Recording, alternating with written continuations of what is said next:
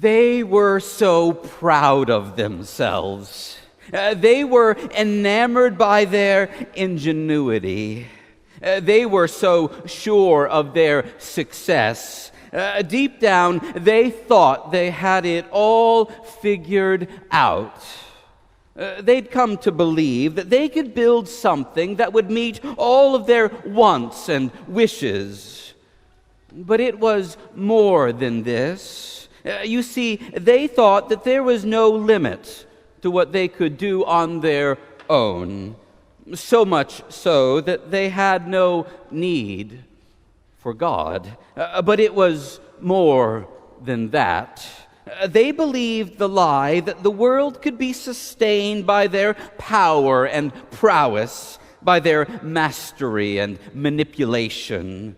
You see, they were convinced that they could control everything. But as is usually the case, this thirst for total control went terribly, terribly wrong. It's the story that we discover in Genesis chapter 11. It goes like this. Some folks got together and decided that their strength was in their sameness. From there, they set out to solidify their power by building a tower, a monument to themselves. It would be an edifice to celebrate their similarity.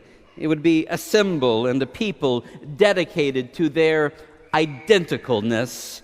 Yes, this is how it all began in Genesis chapter 11. We encounter these words. Come, let us build ourselves a city and a tower with its top in the heavens, and let us make a name for ourselves. Now, it wasn't wrong that they wanted to make something. It wasn't wrong that they wanted to create something, but it's how they went about their making. As a preacher friend of mine once said about this text, the problem was with the premise. The premise was that they could take over the world with their know-how. And along the way, they forgot to know how God still fit into the premise of everything.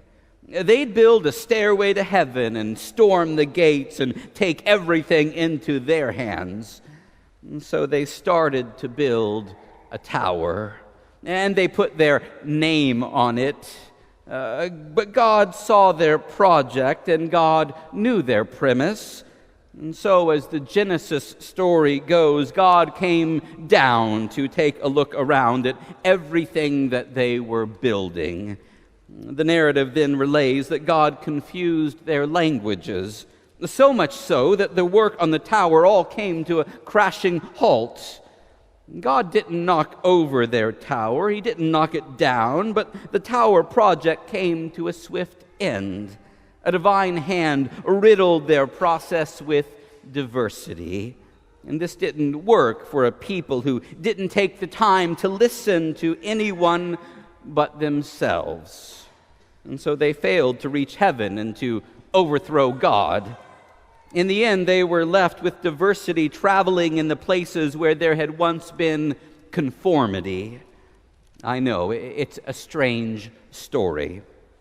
To our modern ears, it reads something like a science fiction saga. I probably don't have to tell you that commentators have so many ways of making sense of this passage. The danger for us modern types is that we'll judge the story at face value. We can be tempted to ask if the story really happened like the text says that it happened, and to make all sorts of judgments without really paying that much attention at all. We look over our glasses with wary eyes. We try not to grin as we question whether an ancient people even had the ability to build a tower all the way up to the heavens. And we try not to scoff as we think about our mastery of the universe versus the mastery of a primitive society thousands of years ago. After all, we have rocket ships and access to the whole world by scrolling our finger across a piece of glass. Yes, we've been to space, and our world has come together with a technological reach that is staggering. Surely we've far exceeded the grasp of those things attempted and described in this ancient story in Genesis chapter 11. And nothing has happened to us. God hasn't stopped us, hasn't come down and intervened, you might say. We haven't been toppled or shut down. If we're not careful, we can be tempted to write off the whole story. But I'm afraid that in doing so, we miss what was and what is actually going on, both then and now. Yes, it makes sense to say that an ancient people crafted an epic story that made sense of their world, and that they tried to make sense of God, too. The Tower of Babel provided a narrative placeholder for how and why different languages and peoples came about. The story is steeped in a basic logic that goes like this. If all humanity is related, then somehow and somewhere along the way we have to give an account for our sameness and our common human heritage, despite there being so much difference in the world. Babel named different people in different languages, and it's yet another origin story. And when people don't speak the same language, the world can sometimes be confusing and confounding. It can be hard to build this thing or that thing when the instructions in the box aren't written in the language that you know. Sometimes differences can be limiting. Sometimes differences can be destabilizing. But as I read it, I worry that we can be so concerned about the height of the Tower of Babel and the feasibility of their blueprint that we can fail to see the plain truth of what's happening in the text. You see, we've come to know our own world that's filled with differences. Moreover, we've come to know the consequences of our arrogance and our pride and our selfishness. Time and again, when the human impulse has been to dominate the world, we have been left with the rubble and the wreckage of our misguided power. Maybe we don't need to mention a story about the Tower of Babel to remind us of what happens when we cross all of the boundary lines. We've already been well versed in our own stories of failed hubris and fraught pride. World war is still in our cultural memory, and we're terrified at the thought of that ever happening all over again. As world history goes, it really wasn't that long ago that a Nazi machine tried to build a regime of world domination, fed by the lie that difference had to be eliminated. The whole world watched as that hateful enterprise tumbled with devastating piles of ash and rubble left behind. We know and somehow have been trying to move on with life here while missiles rain down on Ukraine. And now as counteroffensives are beginning, we wonder and wait and hold our breath. Perhaps we've grown numb to the militaristic flexing of muscles into the vast theater of war. We're not surprised to learn anymore of buildings going down in bright flames and of heavy smoke rising to the sky, all because of the terrible conviction that one people is superior to another people. But it's not just with distant memory and in distant places. We've seen how our own greed and consumption have propelled systems of damage. Maybe you've read or at least saw the title of a recent book by the sociologist Matthew Desmond. The title alone is provocative and pointed. In his book, Poverty by America, he explores the systems that we are a part of, both consciously and unconsciously, that are contributing to socioeconomic systems of harm. For the past several weeks, we've been naming how our waste and abuse within creation are eliminating diverse species and plants and animals. What's more, we're a part of a climate system that is jeopardizing our health and the health of future generations. We might not like to think of it, but our pollution and climate practices are eroding and depleting the soil and the resources that we actually depend on in order to survive. Yes, our towers of technology are remarkable, and yet even this week the Surgeon General gave a warning, a heartfelt plea, really, that we would realize that social media is hurting us and that it's harming our children. The world barely blinked at this news, I'm guessing because it wasn't actually anything new. If we're capable of being honest with ourselves, which is no small feat, we'll open our eyes to see the many places and systems of hate and bias and oppression that are toppling our many self-made towers. I fear that the skyline is filled with more than one tower built on the wrong premise. And what's more, if you dare to look up, you'll see that bricks are starting to come loose and that some are already falling with unbridled velocity. And yet we somehow have been duped into thinking that we can keep building faster and bigger and that somehow we can escape the downfall, the rubble, and the mess, and all of the confusion. I don't know about you, but Babel doesn't seem very false or far-fetched in the slightest. Now, for those of you keeping track, I'm on page 6, and you're right, I haven't even touched the primary text of the day. This is a weekend when the church remembers how the Spirit of God came blowing and billowing into the New Testament world that's recorded in the book of Acts. Like a mighty wind, the breath of God rushed into the hearts and minds of the first Christians some 2,000 years ago on the day of Pentecost. And perhaps, a bit like the Babel story, there are parts of the Pentecost account that don't comport to what we've seen or experienced.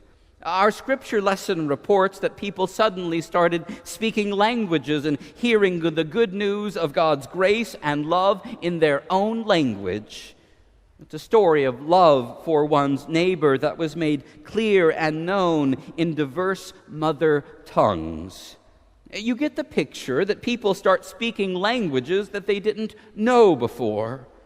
Biblical scholars have often remarked that Pentecost is the reversal of Babel, whereas Babel sought to squelch and squash diversity, Pentecost prizes and prioritizes diversity. Babel was about ascending to the kingdom of heaven to arrest control from God.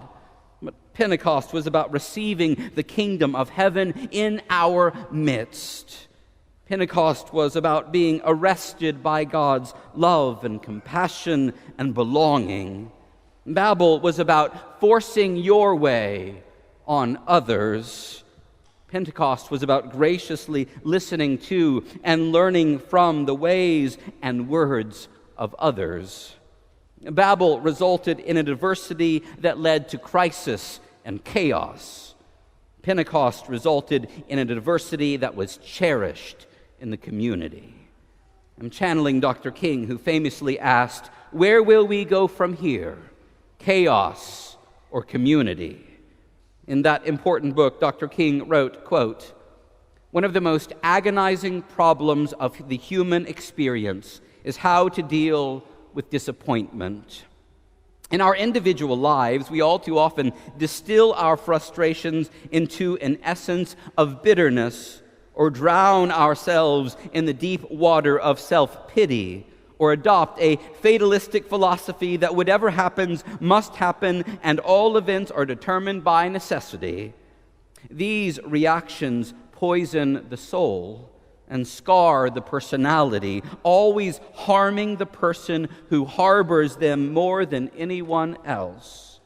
The only healthy answer lies in one's honest recognition of disappointment, even as he still clings to hope, one's acceptance of finite disappointment, even while clinging to infinite hope." End quote. It seems fitting to read Dr. King's words on Pentecost. Pentecost has long been the day when the church has reminded itself about how things ought to be in the very presence of what still shouldn't be. Pentecost is a day filled with infinite and fresh hope. It was not naive or numb to disappointment or bitterness, and it isn't today. We've seen Babel's past and the harm that's lingered into the present. But on Pentecost, we name that this isn't the only narrative. Pentecost is the day when the church sees another story. Pentecost is when the gathered people of God still come to see what is holy and possible whenever and wherever we speak in ways that others can hear and understand and appreciate. At its best, the church doesn't silence diverse voices. Instead, it listens to them with compassion and curiosity. At Pentecost, the church was reminded, in the words of theologian Willie Jennings, that God speaks people fluently. I believe we're being called to learn and to be fluent in the languages of our neighborhoods, of our community, and of the world that we inhabit. This isn't purely about linguistics. It's about learning to love one another for who they are. This is about learning to see and value the sacred stories of others that are both similar to and different from our own. It's about believing that there is something holy in your neighbor, and that there is something holy in the conversations that you're having with them, in the listening, in the learning, and in the speaking. It's about believing that the Spirit of God is always blowing grace and peace and love into the sails of our lives. We celebrate Pentecost today not as a formality, not with stale birthday cake, but with the strong conviction that the Spirit of God is still listening and moving and speaking in every part and corner of creation. This Pentecost Sunday, let us open our hearts to the possibility of community, to the necessity of diversity, and to the reality of infinite hope. Amen.